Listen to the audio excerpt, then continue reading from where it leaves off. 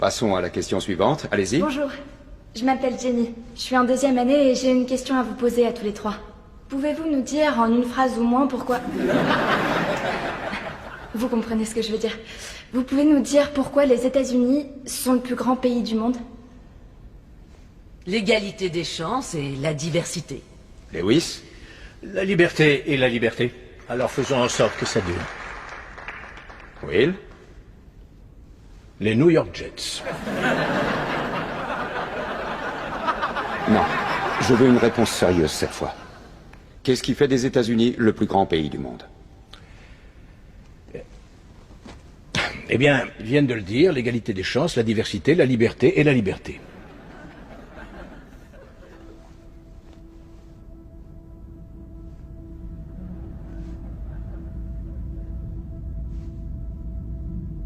Je ne vous laisserai pas reprendre votre avion tant que vous n'aurez pas répondu.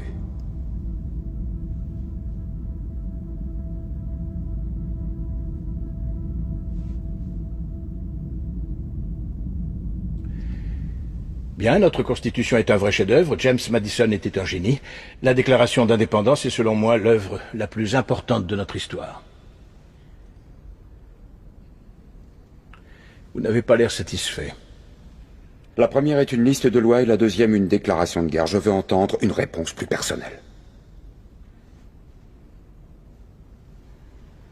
Pensez aux gens qui vous écoutent. Pourquoi les États-Unis Les États-Unis sont-ils ne sont pas le plus grand pays du monde, monsieur. Là voilà ma réponse. Vous êtes en train de... Oui.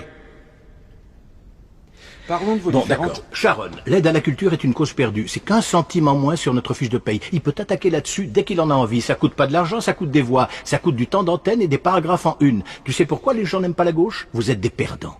Si vous êtes si malin, comment ça se fait que vous perdez comme des cons à toutes les élections? Et puis toi, comment tu fais pour garder ton sérieux en disant à des étudiants que notre pays est tellement exceptionnel et merveilleux que nous sommes le seul peuple dans le monde à connaître la liberté? Le Canada est un pays libre, le Japon est un pays libre. L'Angleterre, la France, l'Italie, l'Allemagne, l'Espagne, l'Australie et la Belgique sont des pays libres. Parmi les 207 États souverains qu'il y a dans le monde, 180 d'entre eux sont des pays libres. Enchaînons. Et toi, la fille à papa, écoute, juste au cas où tu t'aventurerais accidentellement dans un bureau de vote, il y a certaines choses qu'il vaut mieux que tu comprennes. Par exemple, qu'il n'y a absolument aucune preuve qui atteste que les États-Unis sont le plus grand pays du monde. Nous sommes 7e en ce qui concerne le taux d'alphabétisation, 27e en maths, 22e en sciences, 49e en espérance de vie, 178e en mortalité infantile, 4e en force de travail, 3e en revenu médian des ménages et 4e en exportation. Nous sommes premiers dans seulement 3 catégories. La proportion de citoyens incarcérés par habitant, le nombre d'adultes qui croient que les anges existent et les dépenses militaires qui sont plus élevées que celles des 26 pays suivants cumulés, dont 25 sont nos alliés. Alors bien sûr, rien de tout ça n'est la faute d'une jeune étudiante en journalisme. Mais ça montre malgré tout de manière flagrante que tu fais partie de la pire génération qui a jamais vu le jour dans toute l'histoire de ce pays. Si tu me demandes ce qui fait des États-Unis le plus grand pays du monde, la question est tellement conne que je n'ai aucune réponse.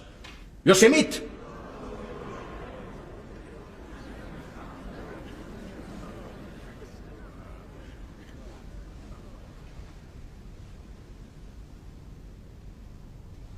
On l'a été autrefois.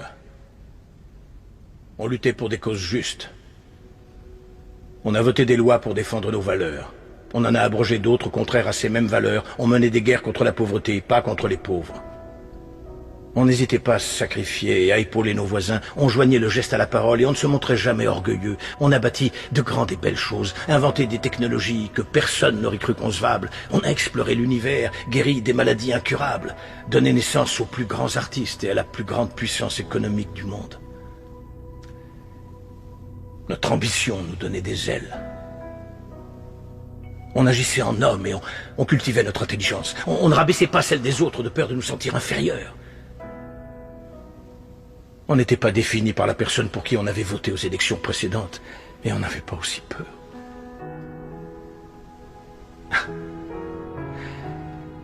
On était capable d'être et de faire toutes ces choses parce qu'on était informés. Par de grands hommes, des hommes respectés. La première étape dans la résolution d'un problème est de reconnaître qu'il y en a un.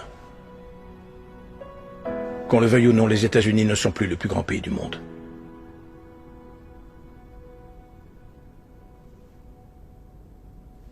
Ça te va ?